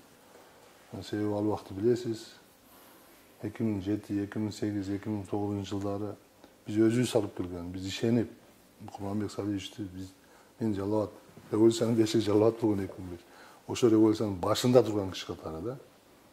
Анан ситуацияларга байланыштуу ошол элчи болуп кеттим, 1 жылда иштедим. Бирок мен бул жерде Пакистан менен Кыргызстандын ортосунда кызматташ өтө аз, чектешпейбиз. Товар алмашуу, соода болгону бир 5-6 миллион доллардын тегерегинде. Бүгүнкү күндө ошондой мүмкүнчүлүгү аз өлкөлөр, бирок бир топ ал жерде мен эмне деп коет эле, көп өзүмүн баягы саясаттагы калыптануу тажрыйбам ашырууда аябай эбегейсиз чоң мага сабак болду ал мамлекетте иштегеним. Экинчиден, негизги биздин аракетибиз ошол жылдары ашыкта электр энергияны сата албайбыз да. Кээде 3 миллиардтап сууларды агызып атпайбызбы? Электр энергияны сата албай, айла жок. Суу жаан көп жылга болгон жылдары. Негизги максат бул Казарем проектиси, бул Газа 100 деп, Газа 1000 деп. Пакистан, Афганистанга биз Тажикстан менен Кыргызстандан ошол электр энергия сатуу, ошол аракет. Негизги биз ошол элчилик ошон үчүн ачылган, мурда элчилик болгон эмес, мага чейин 2 жыл мурда ачылган да. Ошол тейде ошол аракеттерди кылдык, бирок тилекке каршы бүгүнкү күнгө чейин ал проект ишке ашпай турат. Экинчиден, ошол убакта биз ашыкча энергия энергиябыз ашыш болчу да. Энергия кризис дегенди билчү эмеспиз. Жетиштүү болчу. Энергия профицит экспорт кылчубуз да, мына 10 жылдын ичинде тескерисинче биз өзү энергия, электр энергиясыбызга жетпеген өлкө катары болуп калдык. Бир чети бул проекттин ишке ашпаганы дагы ошол бирден бир себеп ошол. Экинчиден, Афганистандагы саясий кырдаал. Үчүнчүдөн, мындай чоң проекттерге өтө чоң улуу өлкөлөрдүн баягы киригишүүсү, каалоосу алардын каршылыктары тымызын, ошолор да мындай проектти ишке ашырбайт. Экен, биз ошону эске алышыбыз керек. Жана биз эгемен Кыргызстан, чыныгы эгемендүүлүк деген ошол. Мамлекет эгемендүүлүккө жетмейинче, чыныгы эгемендүүлүккө, де факто эгемендүүлүк жетмейинче мамлекет болуп өнүгө албайбыз дагы, алдыга жыла албайбыз. Бүгүнкүдөй бир өлкөдөн таасиринен чыга албай, экинчи улуу державанын таасиринен чыга албай, ушинтип баягы өзүбүздүн бутубузга чалынып жүрөбүз да. Ошондуктан биз бүгүнкү күндө мамлекеттин алдында эң актуалдуу маселе ошол чыныгы көз карандыкка жетишибиз керек. Биз транзиттик өлкөбүз. Транзиттик өлкөдөн чыгышыбыз керек. Бул деген темир жол курушубуз керек. Биз азыр темир жолубуз бир гана Казакстан менен жогору карай өтөт түндүктө. Бул да абдан чоң орчундуу маселелердин бири, бүгүнкү күндө да абдан актуалдуу. Ал эми сиз жана Пакистанда элчи болуп, Кыргызстанга кайтып келүүңүздүн бирден бир себеби бул Кыргызстанда болгон окуялар болду, э? Ошого бир токтолуп кетсек, сиз революцияга оюңуз кандай, биринчиден кийлиш ордуңуз кандай? Андан сырткары бул Жалал Абад бул революциянын бешиги болду деп да белгилеп кеттиңиз. Ушул окуяларга токтолуп кетсеңиз. Эми мен оппозиция менен дагы бийлик менен да мамилем бар болчу, аябай жакшы. Ошол окуя болгон түнү учуп келгем. Мен максатым революцияны болтурбай коюу эле. Бирден бир максат. Мен ошол революция болгондон бир жума мурда учуп кеткем. 29-март күнү. Ошондо дагы бир топ бийликтегилерге сүйлөшүп, мисалы Бакиевдин инисине жолугуп Жалал Абадта 24-мартта революциянын биринчи революциянын 5 жылдыгына мени чакырышкан Пакистанда. Алар менен сүйлөштүк, бир топ аракеттер болду, оппозициялык саясатчылардын баары менен жолугуп чыктым. Бирок тилекке каршы баягы бийликтин сүйлөшкүсү келбей, жыйынтыгында ушул апрель окуясы келип чыкты да. Анан менден мага сунуш болду, сиз сөзсүз түрдө Бектурсун өзүң барышың керек, убактылуу өкмөттүн мүчөлөрү. Себеби участок өтө оор деп мага сунуш кылышты. Мен дагы ушул элчи болуп дагы 3-4 иштесем болот эле. Чоң пландар бар эле дегенге макул болушпай мени Жалал Абадка жөнөтүштү. Бирок Жалал Абадта апрель окуясы, май окуясы, кийин Ошто Ош окуясы башталып кетти. Анепкини Жалал Абадка тийди. Ушунун баары арадан 10 жыл, 11 жыл убакыт өтүп атат. Ошол убакта менин позициям максималдуу аракеттерибиз эки элди кабыштырбаганга колдон келишинче ушул командабыз менен чуркап, бизге канчалык каршылык болсун, бизге баягы таш менен калган учурлар болгон, бизге кол салуулар болгон, ошого карабай аракеттерди кылдык. Мына ушул убакыт өткөндөн кийин мен дагы эле ынандым. Эң туура чечим кабыл алган экен, барганым туура болгон экен, кылган аракеттерибиз баары туура чечимдер болгон экен деп. Себеби мына өзгөчө мына Украинадан кийин, кечеги Баткен окуясынан кийин мен дагы бир жолу ынандым. Биз канчалык оор экенине карабай, мамлекеттин бүтүндүгүн сактап кала алдык. Анан эң бир чоң нерсени айтып коюшубуз керек. Кыргыз тарыхында кыргыздар жерди бере берет дейт, кетип. Жеке менин тикеден тике менин ушул мээнетим менен, менин эмгегимди айта алам. Колдон чыгайын деп койгон эмедеги Кызыл Токой суу сактагычы Алабукада 47 гектар жер. Ошону Кыргызстанга толугу менен кайтардык. Ошол менин учурумда болду. Ошол убакта Алабука районунун акими Улан Кулбатыров деген жигит болчу. Ал дагы бекем турду. Ошол экөөбүздүн катуу аракетибизден Отунбаеванын колдоосу менен Кыргыз тарыхында биринчи жолу өтүп кетип аткан жер биздин контролубузда болбой калган ал жер. Ошол бизге өттү. Ошол дагы биздин жетишкендиктердин бири деп ойлойм. Анан ошол 10 жылдагы окуяларда сөзсүз түрдө бул биздин эмгегибиз айтылат. Тарых буга кайрадан ар бир деталдарын карап чыгат. Биздин эмгегибиз сөзсүз бааланат деп ойлойм. Эми азыр ушунча убакыт өткөнүнө карабастан Ош окуялары дагы эле козголуп жатат. Бул боюнча бир нече көз карандысыз комиссиялардын дагы чечими бар. Албетте өкүндүрөт бул каргашылуу окуялар болгондо, бирок ошондо болсо дагы сиз ал убакта Жалал Абад облусунда жоопкерчиликтүү мамлекеттик кызматчы катары окуяларга катыштыңыз бар. Ал убакта ушул процесстер эмне себептен башталып кетти, ким себепкер болду жана сиздин пикириңиз абдан маанилүү. Бул окуя боюнча биз буну бир топ айтып келатабыз. Бул жерде баягы Кыргызстанда жаңы келген бийлик эң биринчи себеп. Эч бир улуу державаларды укпайм, мен айтпайм, де юре эмес, де факто көз каранды эмес саясат жүргүзүш керек деп. Мамлекеттин келечеги, мамлекеттин саясий түзүлүшүн аныктай башташты. Улуу державаларды укпады, биз парламентаризмди тандап алдык. Демократия жолу биздин принципиалдуу бул позициябыз болот деп тандап алганына улуу державалардын кээ бирөө ачыктан ачык каршы боло баштады. Мен Роза Исаковна менен бир топ сүйлөштүм. Ошол эле Казакстандын биринчи президенти Нурсултан Назарбаев ал кишиге айткан жерлери бар. Президенттен кетпеңиз деп. Мен губернатор болуп турганда Россиядан делегациялар өтө жогорку кызматтагылар. Думанын депутаттары, андан жогорку кызмат, Россиянын кыргызстанда өкүл Атайын Медведев ал убакта президент болчу, ошонун өкүлү Рушайло деген. Чоң таанымал саясатчы, ошолор ачык эле келип бул жолдон кайткыла деп кысымга алган учурлар болду. Себеби булар баягы Грузия, Украина окшоп Кыргызстан колдон чыгып кетет деп аябай коркушту. Бирок биз айттык, буну биздин элибиз чечет. Референдум коюлуп калды. Референдумда эл чечсе, биз эл кандай чечсе ошол принциптерди карманабыз. Биз көз каранды эмес өлкөбүз. Биз өзүбүздүн тагдырыбызды өзүбүз аныктайбыз деп мен да позициям ошондой болду. Бирок тилекке каршы май окуясы уюштурулду. Анда түндүк менен түштүк кабыштыруу аракети болду. Кадыржан Батыров тууралуу оюңуз кандай? Биринчи ошо май окуясы. Андан кийин июнь окуясы болуп кетти. Ал бүтүп тынчы баары өз ордуна түшүп комендант саат алынып салынгандан кийин. Кадыржан боюнча кызык окуя. Жалал Абад областында мен баргандан кийин 19-апрелде, мен 16-апрелде дайындалам. 19-апрелде администрацияны Бакиевичтер келип басып алды. Файзулла Рахманов дегенди губернатор коюшту. Ошону бошотууда түнү менен мен ачык айттым, өзбек калкы катышпасын деп. Себеби бул жерде провокаторлор болуп атат. Биз атайын кызматтардан ошондой информация түшкөн. Кадыржан укту, бүт лидерлер укту, өзбектер катышкан жок.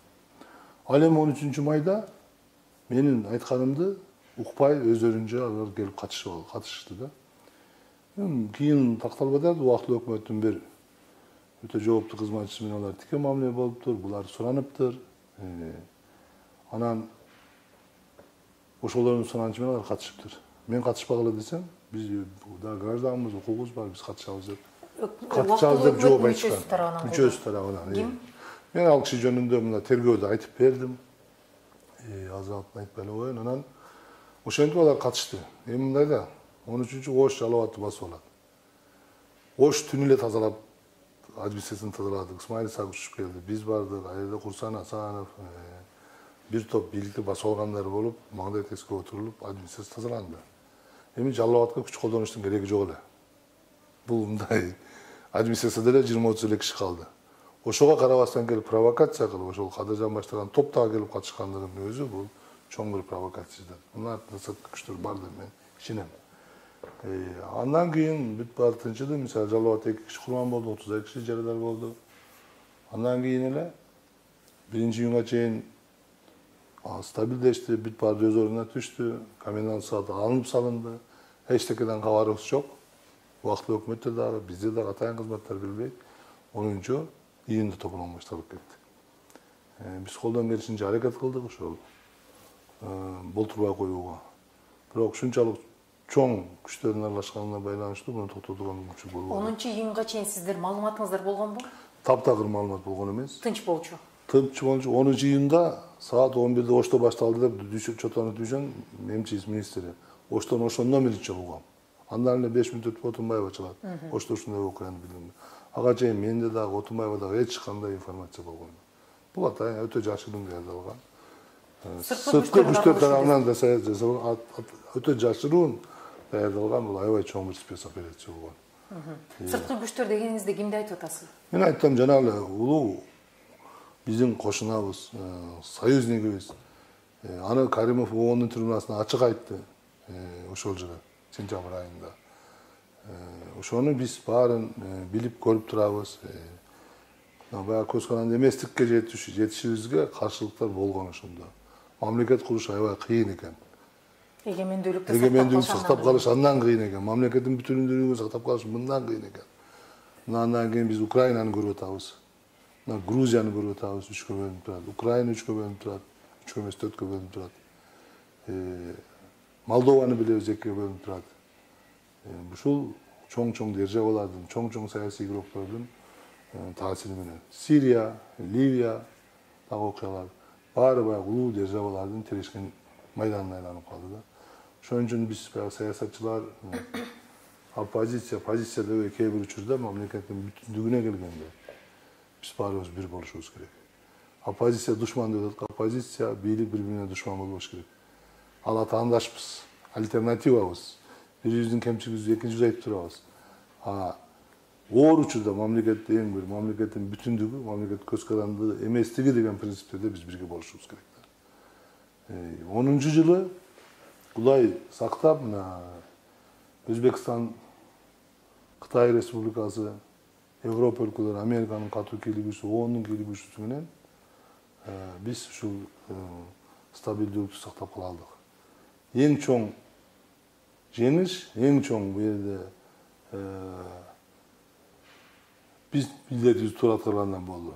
Себеби биз куралды эки тараптан курал берип талап кылышты. Биз тарабында куралды бербей камап калдык. 5-10 кээ бир жерден, войсковой частардан тартып алып кеткен учурлар да. Бийлик убактылуу өкмөттүн мүчөлөрү же сиз губернатор катары? Өзгөчө мен Жалал Абад областында биз контролду колдон чыгарбай, курал жаракты эч жака бербегенге аракет кылып, максималдуу түрдө сактап кала алдык. Украинадан айырмагат ошо.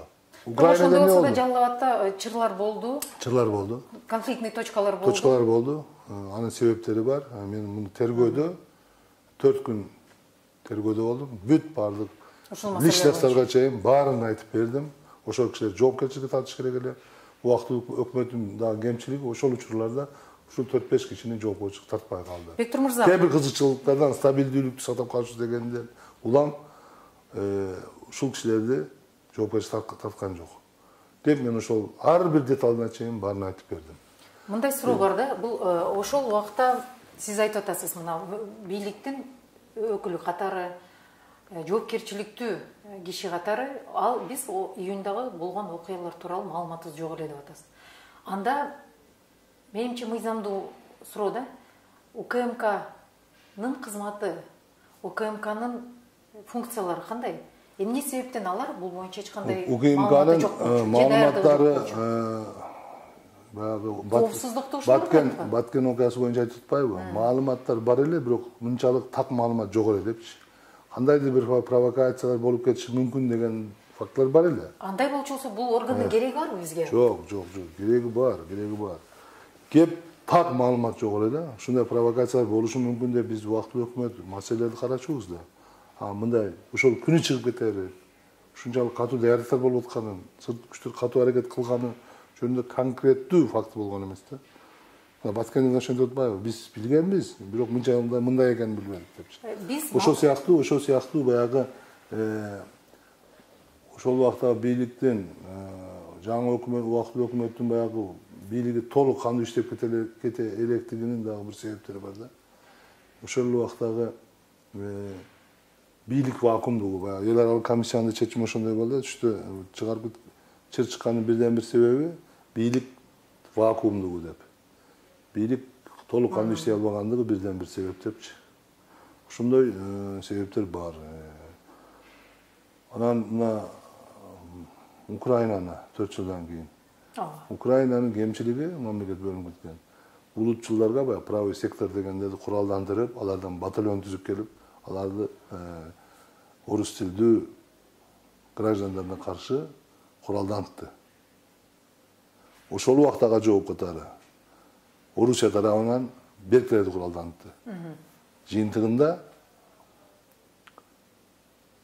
Украинанын Крым автономиялык республикасы, анын 2 областы бүгүнкү күндө Украинанын составында эмес.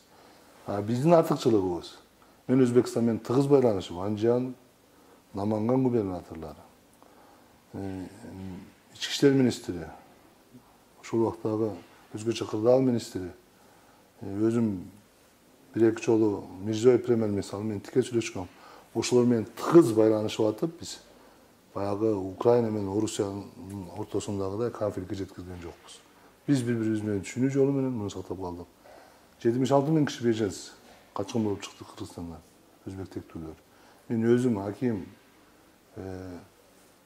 райондун акимдери Жалал Абад шаарынын мэрине ээрчитип алып, 3 күн жүрүп, Bir cumaga жетпей качкындарды кайтарып келдик. Качкындар өзүнө келмейинче, мындай сөз бар да, мындай конфликтте акыркы качкын үйүнө келмейинче конфликт отот деп эсептелбейт. Ушунун баары биздин жетишкендигибиз.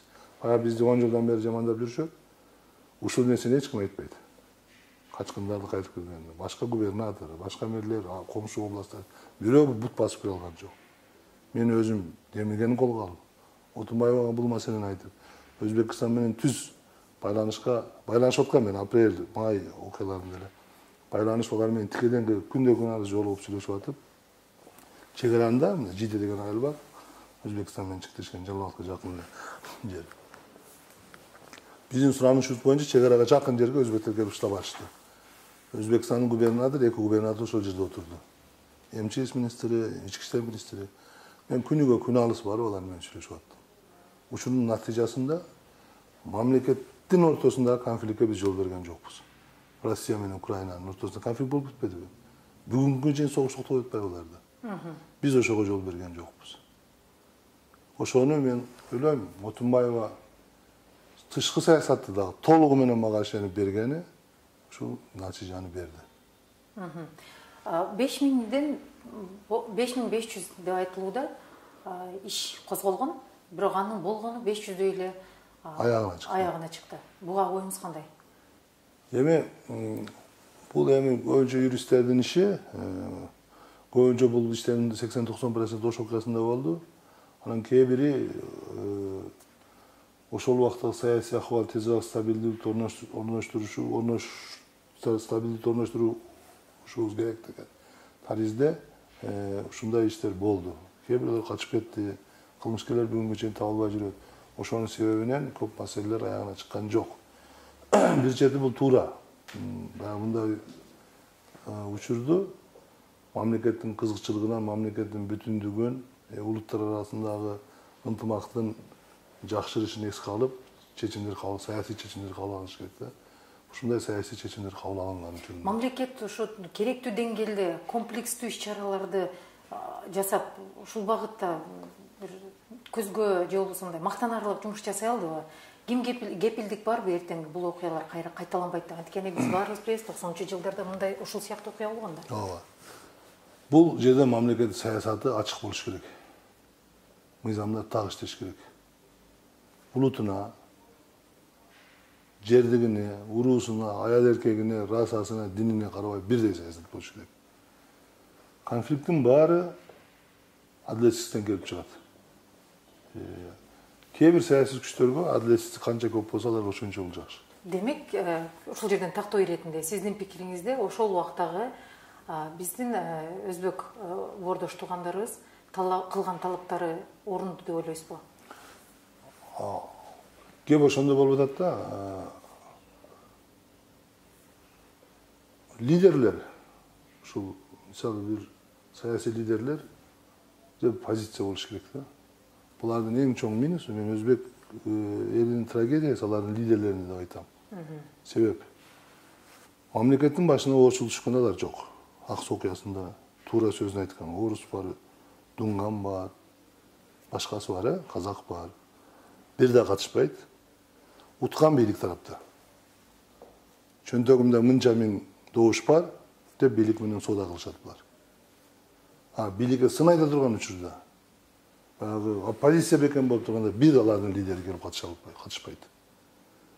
Мына ошонун айынан мурунку бийликтер дагы ошолорду поощрение кылып, ошондой мамилени сыйлап, добушуңарды бизге алып бересиңер дегенде өзгөчө буларга мамиле жасагандыгы буларды ушул деңгээлге алып келди.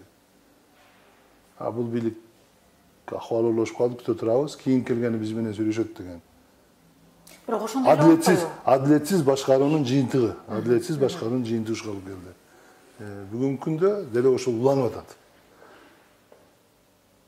Ал лидерлер болбосо башка лидерлер, мисалы мен билем, компактуу өзбектер жашаган жерде кечеги бийлик барып сүйлөшкөн менен кечеги партия, Меккен Кыргызстан биримдик кайсы лидерлерге барды, өзбек элинин да. Ошол лидерлерге ата журт ишеним да ошолорго барды. Ынтымак да ошолорго барды. Алар үчүн, өзбек лидерлери үчүн ыңгайлуу. Уткан менен сүйлөшө алабыз деп.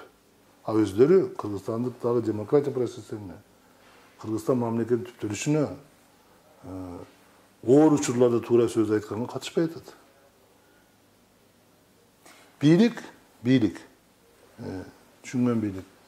Чыныгы лидерлерин чыгарганга аракет кылыш керек алардын. Алардын баягы акча көтөргөн, бийликке жагынган лидерлер эмес, чыныгы лидерлер. Биз кыргыз мамлекетинин граждандарыбыз. Кыргыз мамлекети үчүн салымыбызды кошолу. Мына бүгүн адилетсиздик болуп атканда биз дагы сөзүбүздү айталы деген лидерлерди чыгарганга ошо көз карандысыз туруктуу позициясы бар личностторго менен иштеш керек. Саткын, өзүнүн жеке кызыкчылыгын көздөгөн, эптеп эле мынча менен добушум бар деп, бийлик менен баягы кызыл булакка барган лидерлер менен бийлик сүйлөшпөш керек. Эгемендүү Кыргызстандын тарыхында бир нече жолу революция болду. Бир нече президенттин башкаруусун көрдүк. Негизги өзөктүү себеби эмнеде деп ойлойсуз? Эмне үчүн биз туруктуу өнүгүүгө бара албай атабыз? Биз туруктуу табигый процесс. Жок. Мен союзумда айтып эле келатам. Кыргызстанда бул Советтер Союзу ата бабанын 70 жыл 3000-да ата бабаларыбыз курган, чогулткан байлык мамлекеттин колунда болчу. 90 жыл ошону адилетсиз бөлүштүрүлүп калды. Акаевдин приватизациясындачы. Адилетсиз бөлүштүрүп калганда жаңы топ пайда болду. Өзүнчө катмар. Өзүнчө элита. Олигархтар. Булар ар кандай пара берүү, мамиле, кошоматчылык, бийликтин бала чакасын, аялын, шопурун, жакын адамдарын сатып алуу жолу менен Кыргызстандагы байлыкты ээлеп алышты. Булар шайлоолорду таасир кыла баштады. Бийликти колдошту. Ошолордун заложниги болуп калды, Акаев баш болуп. Бирок эл көтөрүлүп бул бийликти кетиргенден кийинки эле бийликти ушулар сатып алды. Бакиевти. Ал кеткенден кийин андан кийинки Атамбаев сатып алды. 90-жылдардагы аталары, азыр чоң аталары, балдары, неберелери ишке жарап калды. Ошол олигархаттан. Балдары, неберелери алы шаардык кеңештерге депутат, министрликтерде бөлүм башчы, башкармалыктын башчысы, ар кандай жерлерде неберелери иштеп калды. Балдары бүгүнкү күндө Атамбаевдин жанында болду кече, Сокенин жанында болду, бүгүн бул кишилердин жанында. Ошол ууру топ олигархаттар бийликти заложник кылып атат. Бийлик алмашып келет, элдин деми менен, күчү менен келет. Ошол бир уч жарым жыл, бир жылдын ичинде ошолордун колуна түшүп калып атат. Алар шайлоосун өткөзүп берет. Шайлоодогу партиянын расходторун, акчасын, каражатын чечип беришет. Өзү болбосо баласы болсо, аялы болбосо кайниси же өзүнүн бир кол баласын кошуп берет. Ушул парламентке. Анан алар тейлеп калат бийликти. Бийлик ошолордун кызыкчылыгын көздөп калат. Алар үчүн мыйзам кабыл алып берет. Алар элди барып добуш сатып алса, аларга уруксат, аларды кармабайт. Бектур мырза. Ошентип шарт түзүп берип коет да. Бул адатта бул революция деген бул эл кандайдыр бир деңгээлде шоковый терапиядан өтөт да.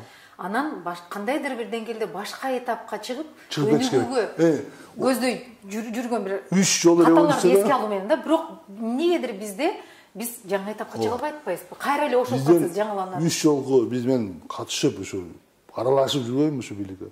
3 жолу келген бийлик дагы ушул баягы биз айткан топтун эмесинен уучунан чыгып кете албады да. Мен салыштырып эмне кылсак чыгабыз? Мына Грузияны эс кылайлы.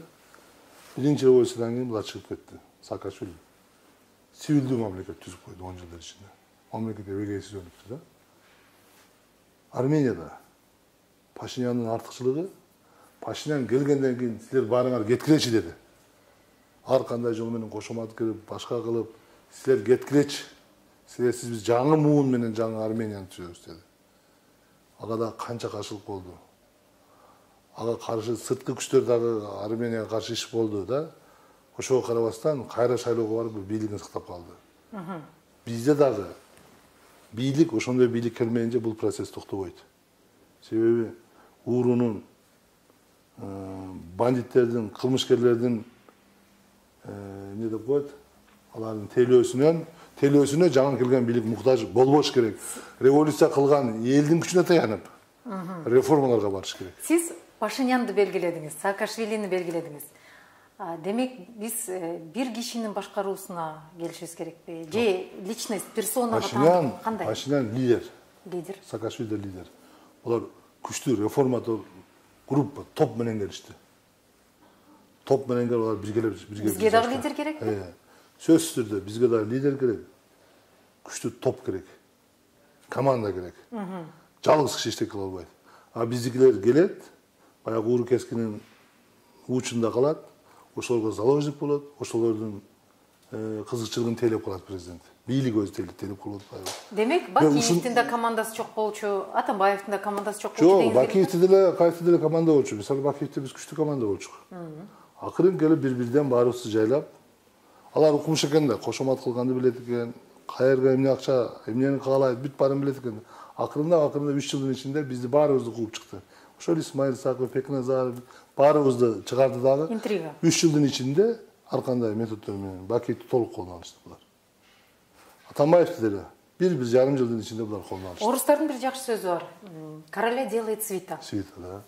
Бул ушуга душар болду?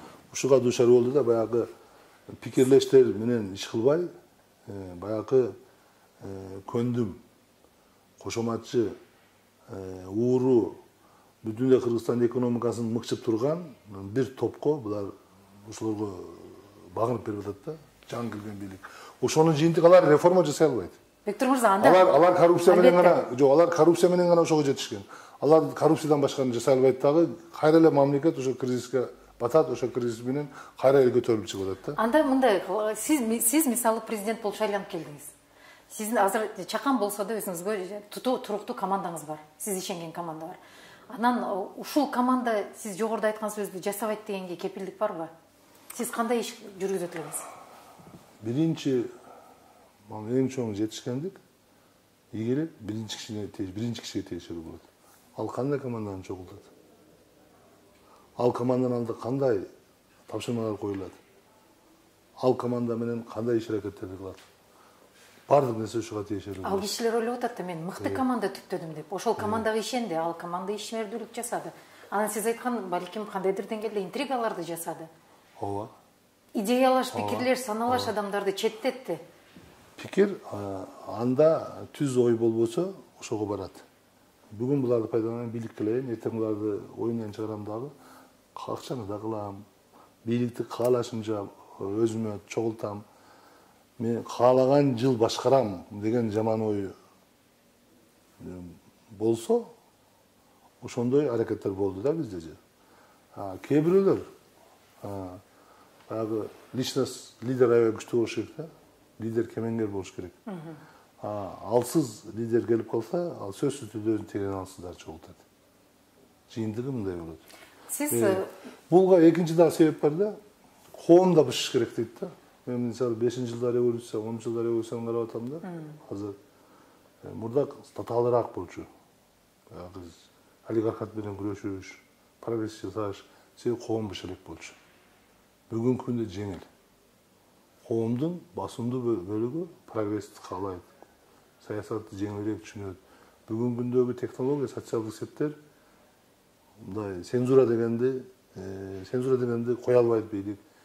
Ошондуктан бүгүнкү күндө коомдо бышты жеңилирээк да. Негизинен түшүнгөн лидер керек. Жакшы команда чогултуш керек. Кеп ошондо болот. Андай сиздин президенттикке талапкерлигиңизди койгонуңузда алыска барбай эле талапкерлигиңизди алып койдуңуз да. Себеби эмне болду? Командаңызга ишенбедиңизби же? Жок, мени шайлоого киргизбеди. Себеби мына шайлоо жарыя болду. Шайлоо башталганга чейин биздин сотубуз коюлган. Биз ишенгенбиз, шайлоо башталганча соттуулугу жоюлат да, шайлоого катышабыз деп.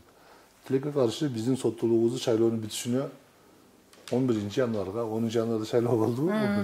Ошондон кийинкиге жылдырып коюшту да, бизди шайлоого катыштырбай койду. Кеп мындай да, көп айтат да, акчаң болбосо утпайсың, башка команда. Кеп утуштуу эмес болчу. Кеп биз ошол жерде альтернативалуу пикир, альтернативалуу позиция менен чыкмакпыз. Экинчиден, ошол жердеги 16 кандидат катыштыбы? Жок дегенде 9-10убуз биригип кетмекпиз. 9-10убуз бир кишиге токтолмокпуз. Жыйынтык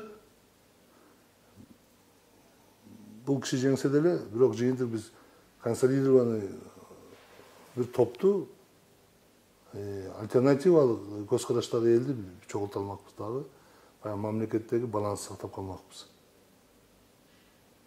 Но тилекке каршы андай болбой калды. Басымдуу көпчүлүк менен утту бийлик. Бир чети бул да туура. Эл толук мүмкүнчүлүктү берди. Конституцияны өзгөртүп берди. Баарын берди. Жасасын эми. Жашап көргүлө деп. Жашап көргүлө деп. Бектур мырза, Баягы бизде түштүктө айтат го, мунусун ham көрсүндөр. Мунусун да көрсүн. Бир чети жакшы болду. Толук мүмкүнчүлүк алган киши, бардык бийликти алган киши баарына өзү жооп берет.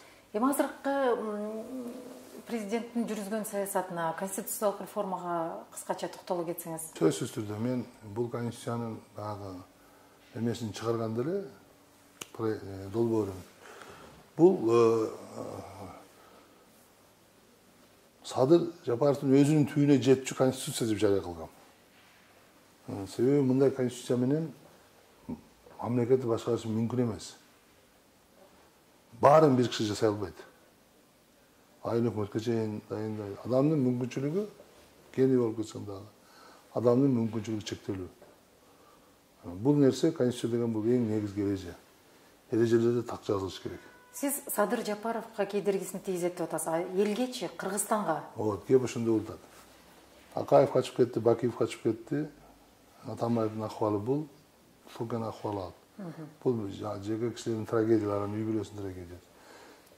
Да, ошол менен эле бүтсө бул эчтеке эмес да, мамлекет үчүн.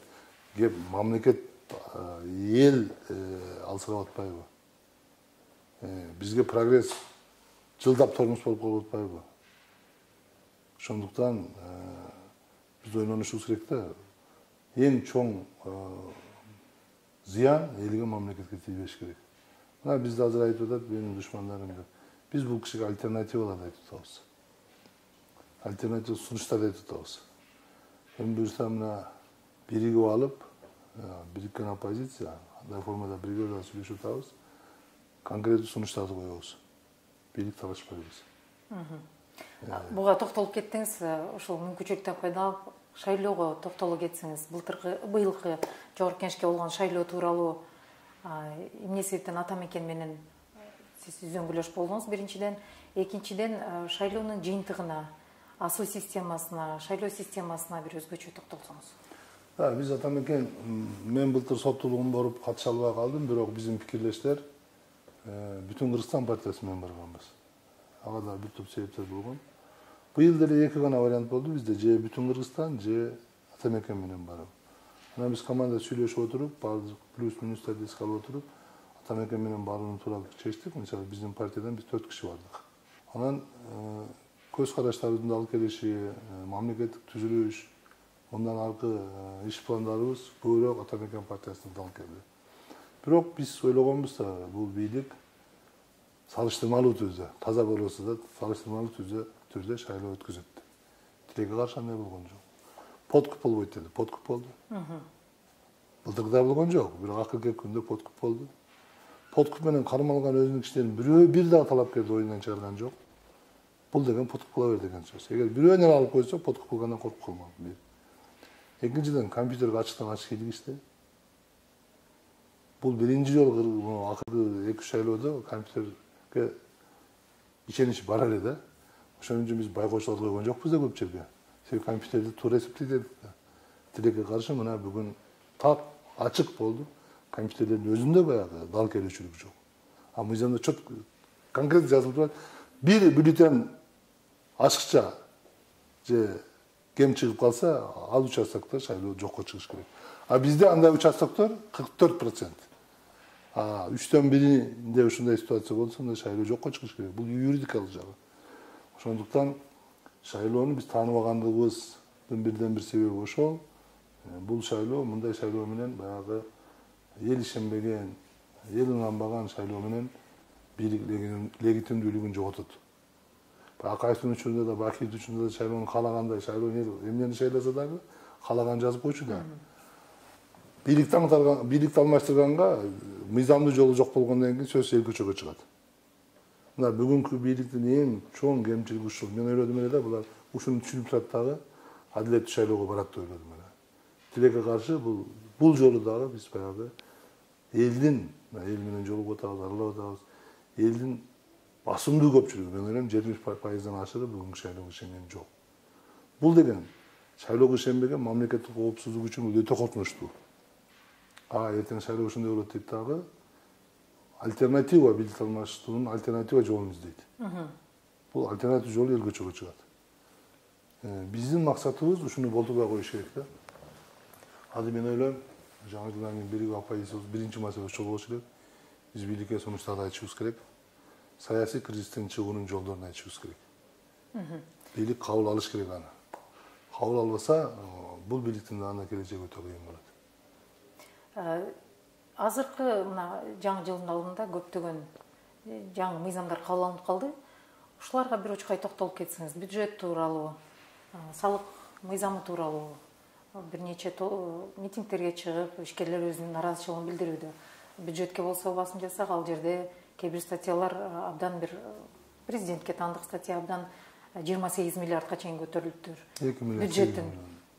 Бюджеттин 2% себеби ушуна. Жок, 2 миллиард 800 миллион сом президенттин фонду деп турат, ооба. Бул мен bunun баарында кабарым бар, бирок баягы мамлекеттин саясаты өзгөчө өкмөттүн өтө балансташтырылган, өтө ойлонулган саясат болуш керек да. Мисалы, жаңы налог киргизип атышат булар. Мен ушунчалык таң калам да, бул жерде бир профессионал налогчулардын пикирин уктуу, Жакылбек Жапаров саясий көз карашты жазып койду деп. Мына кассалык аппараттарды киргизүү боюнча мен дүйнөлүк практиканы аябай жакшы билем. Кассалык аппараттарды эң чоң торговый соода борборлорунан, супер, гипермаркеттерден, анан кичинекей магазин анан барып камокко чейин коет да. Бул туура. Базарга койгонун мен уга элекмин да, базардан баштаганын. Базардын 80% ушул 1 метр квадрат метр жерде отурат. Бир контейнер арендада отурат. 99% эптеп кредит, товарды дагы бирөөнүн товарын алып сатып берет, өзү сатып албайт. Кредиттерди, налогторду төлөп атат башка. Ушуларга барып жабыша калып ушулардан салык чогултам деген мен оюмча бул акыл эстүү налогчунун саясатчынын иши эмес да, салыкчынын. Ошондуктан бул эң бир чоң кемчилик. Экинчиден, президентке 2 миллиард 800 миллион деген бул эбегейсиз чоң акча. Бул биздин бюджеттин канча 180 миллиардка жакын коюшту булар баягы доходный частьты киреше бөлүнгөн. Бул деген почти 1,5%ден ашыгы. Бул эбегейсиз чоң, дүйнөдө мындай практика жок. Бул деген бийликтир эмес президентке, бюджеттин акчасын да берип койгондуктан. Бул 2 миллиард 800 миллион дегенди президент каалаган жагына жумшайт деген сөз. Ошондуктан өтө туура эмес саясат, өзгөчө экономикалык саясат биз көрүп турабыз. Ушулардын баарына биз Кудай буйртуп өзүбүздүн сунуштарыбызды айтабыз. Эгер бийлик, мен оюмча, бийлик мен ойлойм түшүнөт деп ойлойм, себеби саясий акыбал, ситуация муну түшүндүргөнгө мажбур кылып атат. Массалык элдин чыгуулары, күнүгө 5-6 жерде митингдер болуп атат. Ушунун баары биздин бийликти ойлонтурат деп ойлойм. Эгер ойлонтурса, сөзгө келсе, мен оюмча биздин сөздү укса, жаман болбойт, өздөрү үчүн дагы, мамлекет үчүн дагы. Мисалы, сөзүмдү укса деп калдыңыз. Акаев уккан жок бизди. Бакиев уккан жок. Атамбаев уккан жок адыраңдап. Акырында Сокет укпады да. Шайлоонун алдында өзүңүздөр билесиздер, мен бир канча жолу айттым, энесине жолуктум, өзүнө айттырдым, кеңешчилерине жолугуп аттым. Телевидение аркылуу айттым. Акыры интернет аркылуу обращение жасадым. Мен 6 ай бою айттым. Жаздан баштап 20-чы. 2 партия, 3 партия түбүңүзгө жетет Сокет деп.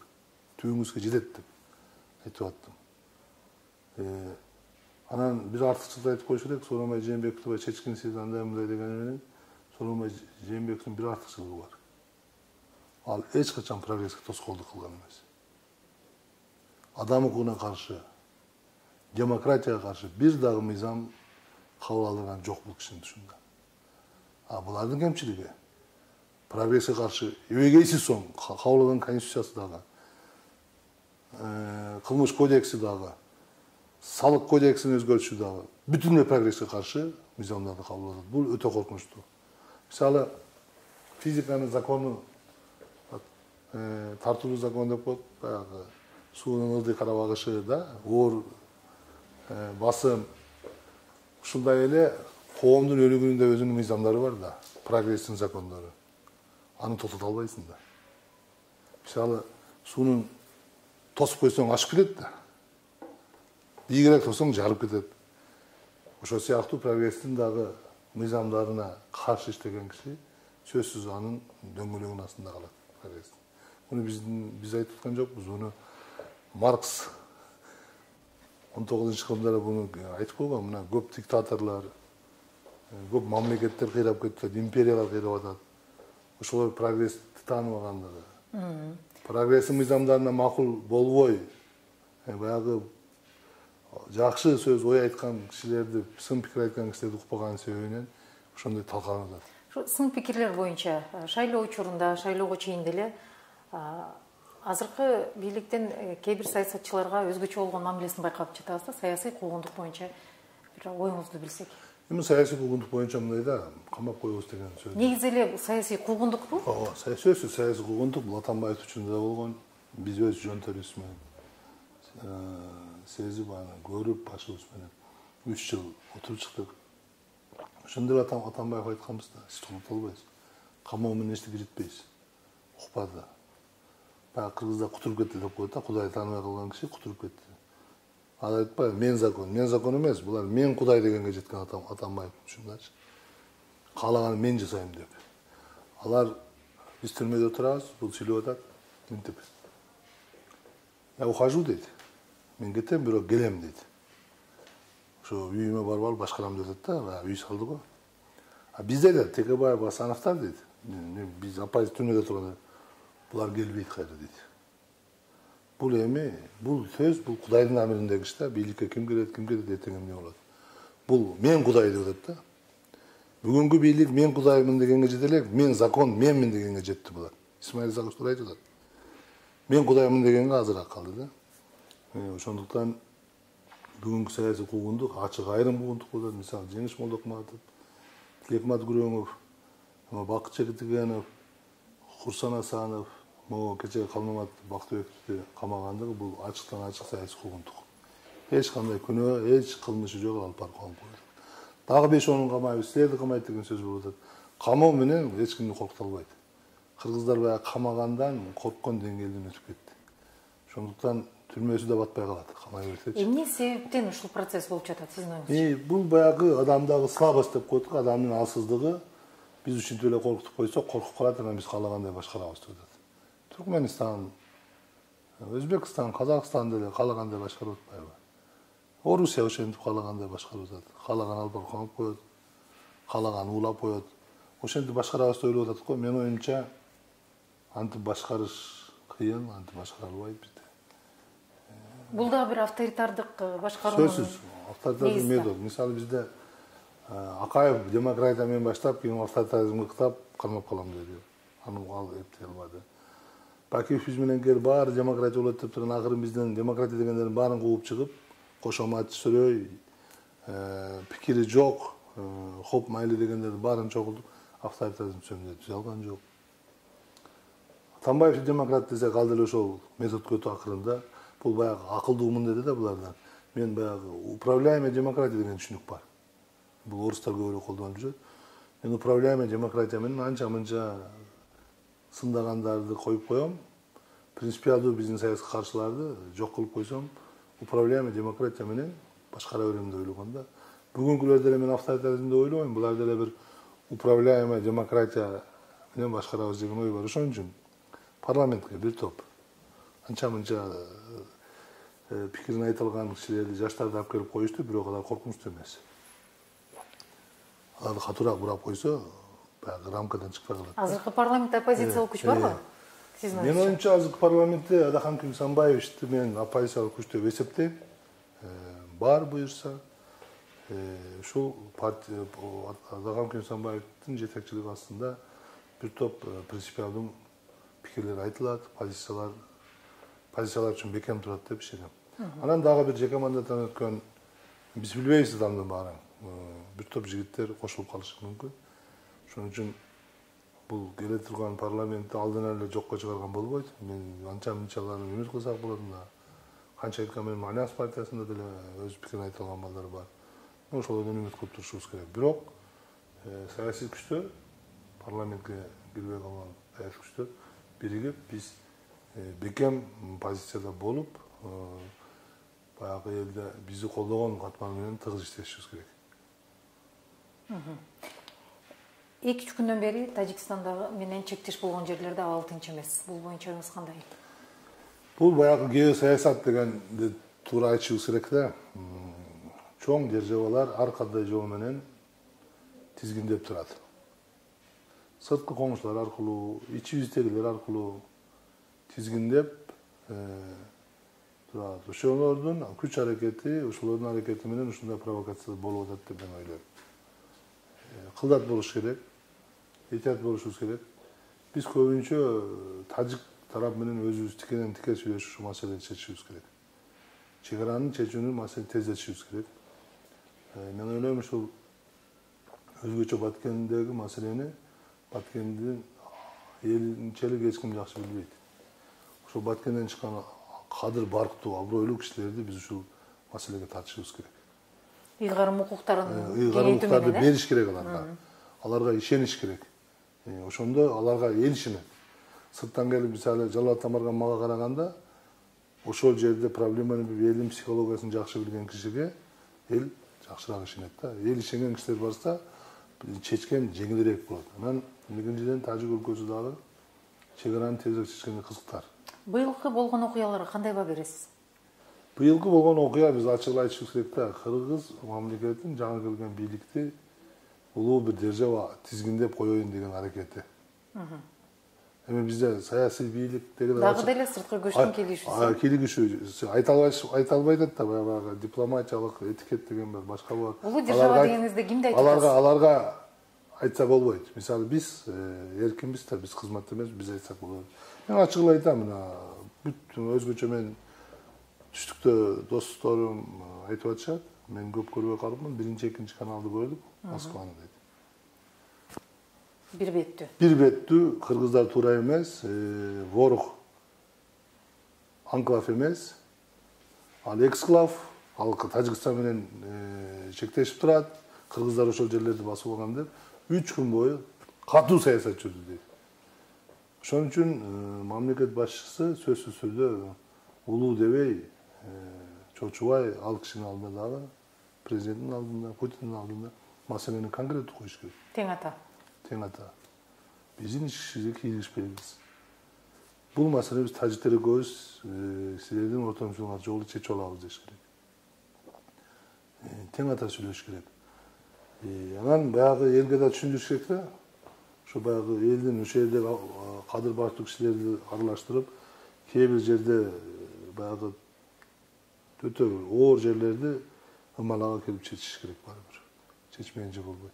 Бул жерде биздин ачык айтышыбыз биз артыкчараак позицияда турабыз да, жогорураак Тажикстанга караганда. Себеби Тажикстандын тиричилигинин 80% биз аркылуу. Кытайга дагы биз аркылуу каттайт. Эми өздөрүнүн жолу бар, сезон үстөт өтө оор жол. Экинчиден бизде темир жол курулуп калса, андан бетер бизге көз каранды болот. Тажикстан эмес, Өзбекстанда көз каранды болот. Ошондон темир жолду курганчы бул экономикалык эмес, бул коопсуздук жагынан дагы өтө мааниси чоң. Ошон үчүн темир жолду баштамайынча биз чыныгы көз каранды эмес мамлекет болбойбуз. Экономикабыз дүркүрөп өсөт, бирегейсиз. Экинчиден коопсуздугубуз камсыз болот. Дүйнөнүн 20%га жакын товары бизден өтүп калат. Бүт дүйнө улуу державалар бизге кызыктар болот, тынччылык, биздин стабилдүүлүк. Экинчиден, ошол өлкөлөр биз аркылуу товарын өткөзөт. Сөзсүз бизден алардын экономикасы негизги рычагы биздин колубузга өтүп калат. Ошондуктан баягы биз артыкчылыктуу позицияда турган учурда биз чечип алышыбыз керек. Бектур мырза, Кыргызстандын, эгемендүү Кыргызстандын өнүгүүсүнө пайда жана зыян алып келген 2 кишинин атын атап коесузбу? Эң кыргыз мамлекетине чоң душмандык кылган мамлекет ушул акыбалга бүгүнкү күндөгү баягы айтып атпайбыз күнөөлөп аткан бул Аскар Акаев. Бул Mamlaket biraz demokratiyani berdi, al bul degen iş menен birinci adaletsiz privatizasiya.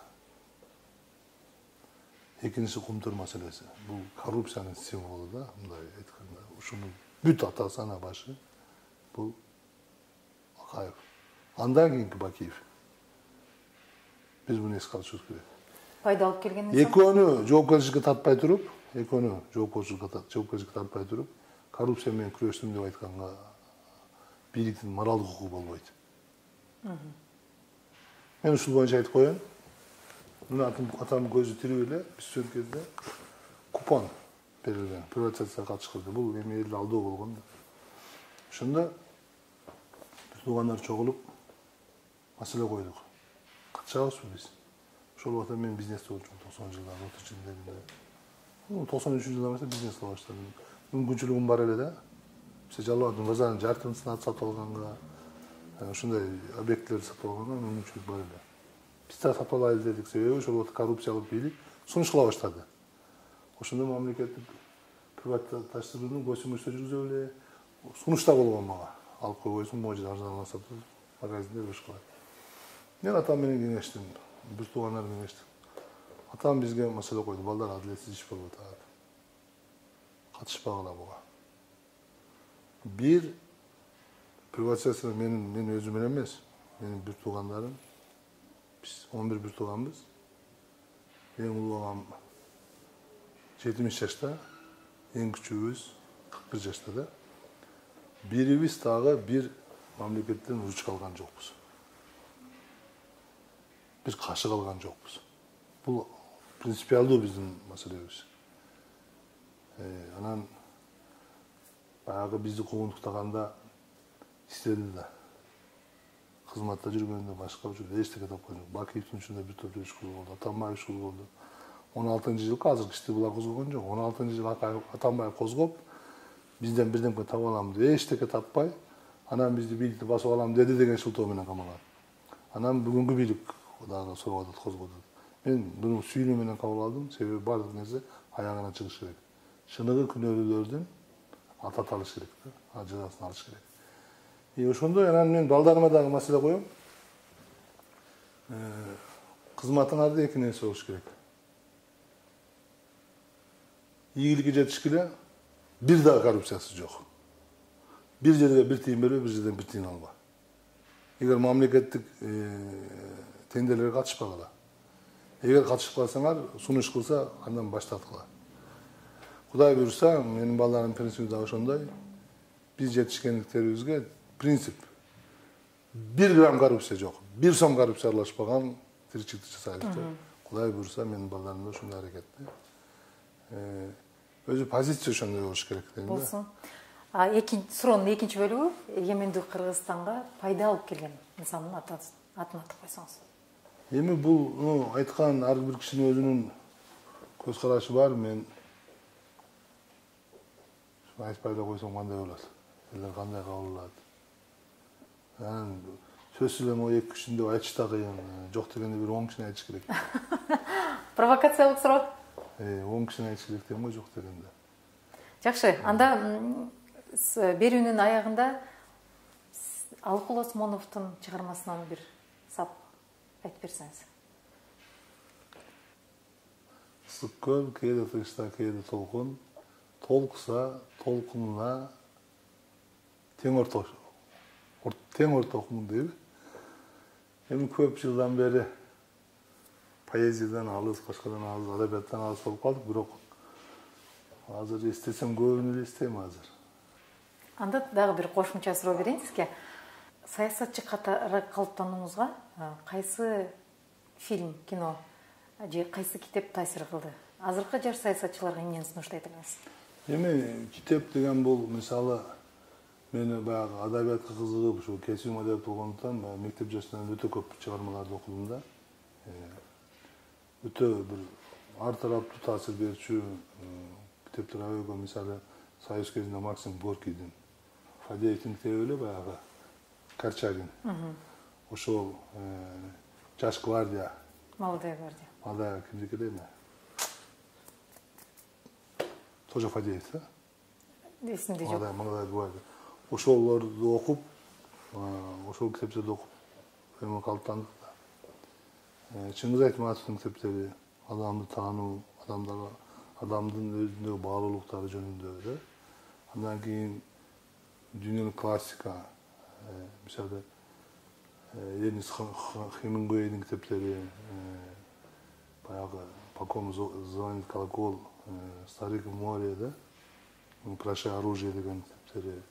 Мен бул баягы мектеп жашында кыргызча окусам, кийин бир сире орусча окуп чыгып атам да, эми салыштырып. Мурда көз караш башкача, азыр жаңыча көз караш менен. Ошолордун баары менин оюмча азаздан болсо дагы кишинин калыптануусуна көркөм адабият, фильмдер өзгөчө таасир кылат.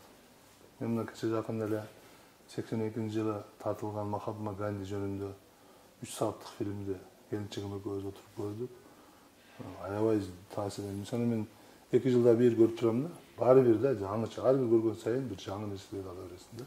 Мурунку көргөндө баалабай калган, көз жазында өтүп кеткенди бүгүн баалайсың да. Ошондуктан адамдын калыптануусунда көркөм адабият, фильмдер эбегейсиз зор таасир кылат. Кичи жагында эле эмени көрдүк. Ошо келинчегим экөөбүз 98-жылдагы Түштүк Кореяда дефолт жөнүндө. Коррупция, мамлекет башчыларынын кулчулук психологиясы, ошол мамлекетти кандай трагедия калып келгендиги жөнүндө. Ошол мамлекеттин ичинде өзүнчө муун, башкача көз караштагы ошолор бар үчүн мамлекет сакталып калып атат да. Кайрадан ошол дефолттон кийин ал мамлекет дүркүрөөнүп атат да. Ошондуктан бизде деле уучубуз куур эмес да. Мисалы, туура эмес кетип атса, туура сөз айтчулар, туура эмес күчтөргө туура альтернатива күчтөр бизде даяр болуп, карама каршы болуп келатат 30 жылдан бери. Ошондуктан Кыргызстан жакшыдыр, жамандыр, туң-там болуп, чуркап кете албаса дагы биздин мамлекет туура жолдо баратат.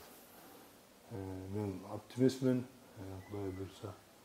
Биз жакынкы 3-5 жылда Кыргызстан динамикалуу түрдө дүркүрөп өнүккөн мамлекетке айланат.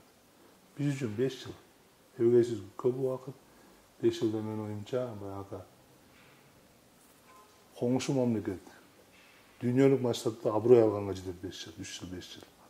Аброй. Өтө өнүгүп кетпесең дагы ушулардын келечеги бар деген аброй. Кудуретке жетет. Ал эми элди ынандырышка 3 ай, 5 ай жетет. Ашып барса 1 жыл. Эл ынанып, эл чийди ошо бийликте. Абдан кызыктуу. Бектур мырза келип биздин студияга маек курганыңызга чоң ыраазычылык билдиребиз. Үй бүлөңүзгө тынчтык жана бакубатчылык каалайбыз. Буюрса, жаңы көрүшкөнгө чейин саламатта болуңуз. Рахмат сизге дагы. Урматтуу көрүүчүлөр, биз бүгүн эгемендүү Кыргызстандагы турмуш боюнча Бектур Асанов мырза менен маек курдук. Жаңы берүүлөрдө көрүшкөнчө.